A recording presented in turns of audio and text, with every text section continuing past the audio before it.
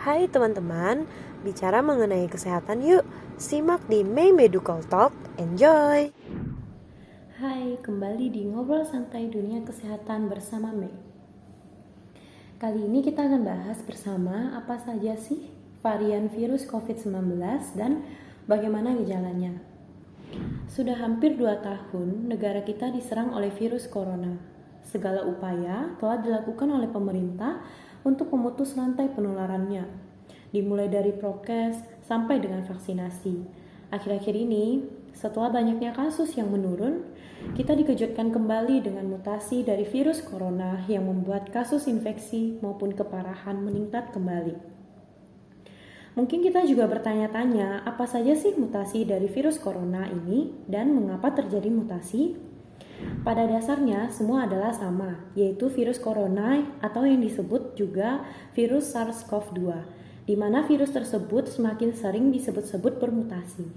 Nah, mengapa sebenarnya mereka bermutasi? Virus-virus bermutasi dikarenakan itu adalah salah satu pertahanan mereka untuk berkembang biak. Namun, karena adanya perubahan, ini bisa berpengaruh pada laju penularan dan penyebaran virus, serta tingkat keparahan penyakit. Klasifikasi dari beberapa mutasi virus ini, informasinya saya ambil dari CDC atau Center for Disease Control and Prevention, yang sudah diperbaharui sejak tanggal 27 Juli 2021. Jadi informasi ini masih baru ya, dan harapannya dengan mengetahui adanya varian virus COVID ini, para pendengar setia channel Klinik Edukasi Mei tidak terpengaruh oleh berbagai informasi yang masih tidak jelas sumbernya dan hoax yang beredar di sosial media. Harapan dan doa kita bersama yaitu pandemi ini segera berlalu dan kita dapat beraktivitas dengan normal kembali. Oke, mari kita mulai pembahasannya. Varian genetik dari virus SARS-CoV-2 ini muncul dan beredar di dunia selama pandemi COVID-19. Dan pemerintah di Amerika Serikat telah mengklasifikasikan varian-varian dari COVID-19 untuk sementara ini, yaitu terdiri dari varian B117 yang dikenal varian Alpha, B1351 yang dikenal varian Beta, B1 varian Gamma, B16172 yang dikenal varian Delta, C37 varian Lambda, dan 16172 varian Kappa. Mari kita bahas satu persatu dari varian tersebut, dimulai dari ditemukan pertama kali sampai tingkat penularan dan keparahan infeksinya. Yang pertama yaitu varian B117 atau Alpha. Kasus pertama kali ditemukan di Inggris pada bulan September tahun 2020 dengan tingkat penularan 43-90% lebih mudah menular dari virus corona sebelumnya. Kemudian tingkat keparahan infeksinya lebih berpotensi menimbulkan gejala yang berat dan rawat inap di rumah sakit dibandingkan virus corona sebelumnya. Yang kedua yaitu varian B1351 atau Beta. Kasus pertama kali ini ditemukan di Afrika Selatan pada bulan Mei 2020 dengan tingkat penularan virus belum diketahui. Kemudian tingkat keparahan infeksinya itu lebih beresiko menyebabkan COVID-19 gejala berat. Kemudian varian Beta juga diketahui lebih kebal terhadap pengobatan. Nah, penelitian baru-baru ini menyebutkan bahwa varian ini bila mengenai orang yang sudah divaksin Sinovac, Pfizer maupun Moderna akan menimbulkan gejala yang lebih ringan. Yang ketiga yaitu varian P1 atau Gamma.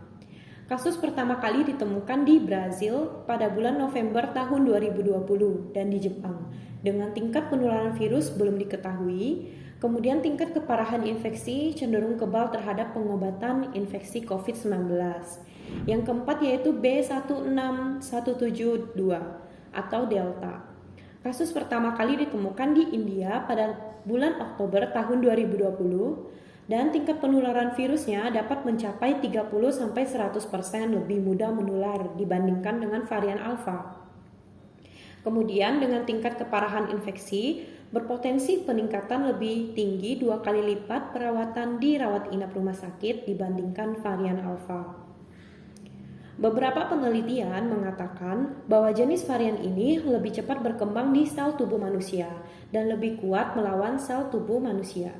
Namun kabar baiknya, penelitian menunjukkan bahwa vaksin AstraZeneca dan Pfizer dinilai mampu memberikan perlindungan 60-70% dengan pemberian dosis penuh yaitu 2 kali.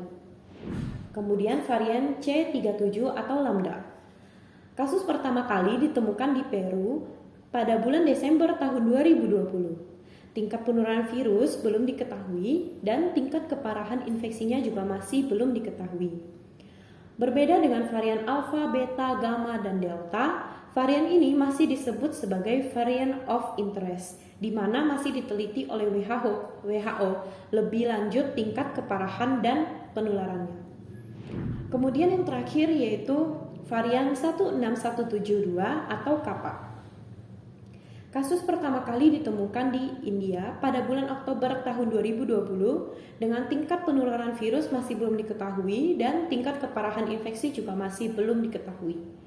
Menurut laporan nasional COVID-19, varian ini telah masuk ke Indonesia di bulan Juli tahun 2021.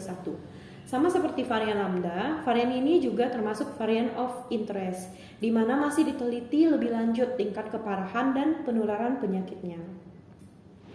Nah, perlu diingat kembali untuk gejala yang akan ditimbulkan pada umumnya adalah pertama ada demam, kemudian sakit tenggorokan, batuk pilek, sakit kepala, tidak bisa mencium bau, dan pada kasus infeksi dari varian Alpha, Beta, Gamma, dan Delta dapat menimbulkan gejala yang lebih parah, yaitu sesak nafas, dada berdebar-debar, berkurangnya nafsu makan, hingga penurunan kesadaran atau koma. Dan gejala juga bertambah parah bila terdapat penyakit yang menyertai seperti kencing manis, darah tinggi, atau asma. Apapun varian, cara terbaik adalah mencegah agar tidak terinfeksi, yaitu dengan mematuhi protokol kesehatan, yaitu menggunakan masker, mencuci tangan, menjaga jarak, makan makanan yang bergizi, dan meminum vitamin. Serta menjaga agar sistem imun kita tetap sehat dan fit. Dan adanya program pemerintah tentang vaksinasi dapat kita ikuti. Dengan pembahasan di atas tentu sudah melihat juga beberapa keuntungan yang bila kita sudah divaksinasi.